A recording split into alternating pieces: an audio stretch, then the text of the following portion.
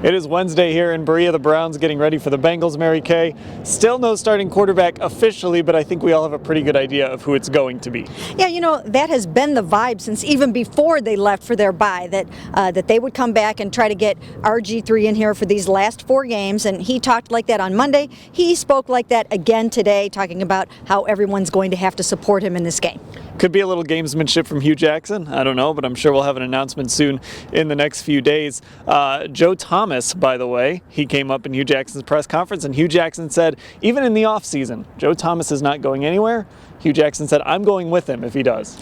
Yeah, you know what? It was a great vote of confidence on the part of Hugh Jackson for Joe Thomas. And he said, I asked him, did you have to put your foot down at the trade deadline? And he said he didn't have to because it didn't really come up. But if it did come up, he would have. And he also did say that if it happens again on draft day, that yes, if Joe goes, I will go with him. And look, Hugh Jackson has had enough offensive line problems that I don't think he wants to give up a Pro Bowler, a perennial Pro Bowler, and future Hall of Famer like Joe Thomas. Now, bad news for the Browns. Derek Kindred, we found out today, it is a broken foot. He goes to the non-football injury list, and it's too bad because the rookie was really playing well and he was starting at safety.